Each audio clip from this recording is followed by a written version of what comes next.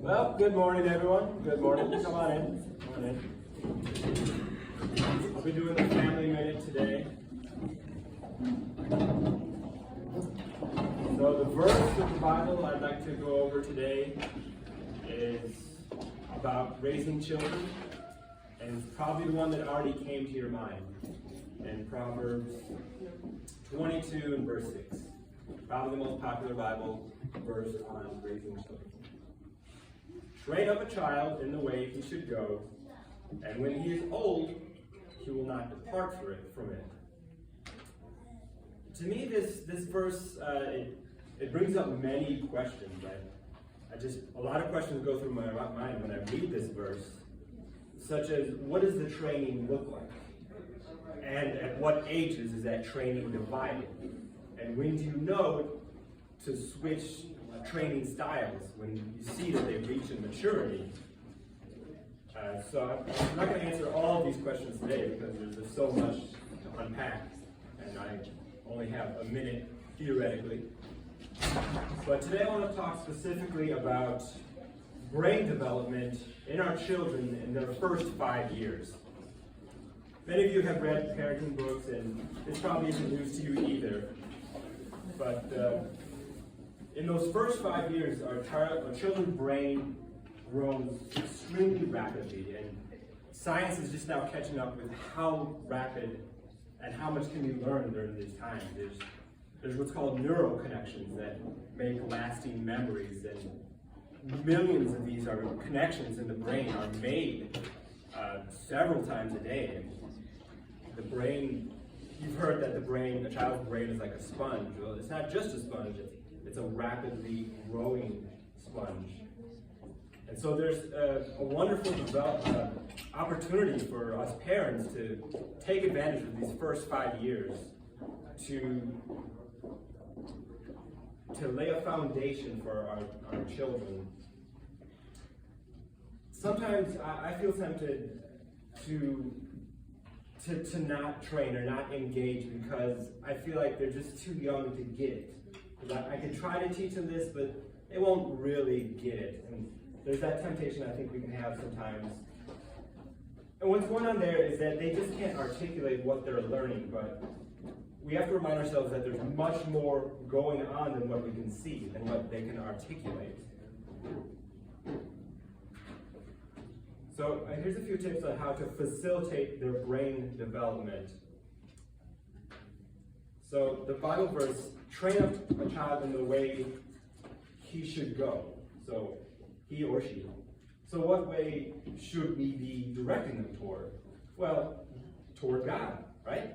We should be training up our children for God in the way that they should go.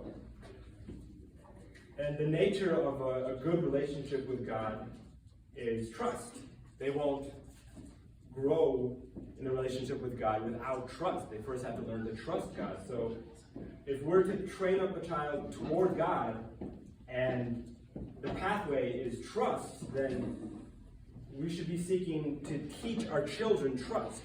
Teach them the concept of healthy trust and what trust actually looks like. Matthew 19:14 says, "But Jesus said, suffer the little children and forbid them not to come to me, for of such is the kingdom of heaven." And that starts with trust. So here's a few tips on how we can teach trust. Number one, we have to conversate with them. Most of us probably talk at our children more than we conversate with them. Do this, do that, eat that, don't touch that. That's talking at them. That's not a conversation. And to be honest, you're not really going to get much out yourself. You're not going to get much out of conversating with your children when they're toddlers. But it's for their growth. It's not for us. To sit down with them and just look them in the eye and just ask, what do you think about this topic? What did you think when this happened? How did you feel when this didn't happen? And their answer might just be total nonsense, and we just completely disagree with it. But that doesn't matter. To sit down with them and tell them that we're open to their answers. Not that we're going to agree or disagree. We're just listening. We're just listening at this point. That means a lot to them. That can help build trust. With your eye contact and the conversation with your open-ended questions. That can help too. It's really amazing how science is always catching up with the Bible. So science is now determining that even the simplest games you play with your children, old-fashioned games like peekaboo, that actually helps build trust. Not just memory, but also trust. And there's other simple games that are just meant to connect with our children. They find it hilarious. We might not get a lot out of it, but it's for their benefit. It's really fun to just play games with your children, games like peekaboo and hide and seek. And I'll tell you that these are more than just games to children. They're not going to tell you that, thank you for playing this game with me. This is helping my brain grow. But it is happening. They're just not going to articulate that. So instead of searching for feedback, we just need to believe what the Bible says. Train up a child in the way she should go, and train them for trust, and train them to have a connection with you so they can know what it's like to really connect with someone to help their growth. Even gentle roughhousing. Okay, this sounds like a contradictory term, gentle roughhousing, but I think you know what I mean. I'm not hurting them, but just, I'll pick up my son and I'll kind of flip him on the bed, and he doesn't get bored of that. He thinks it's hilarious.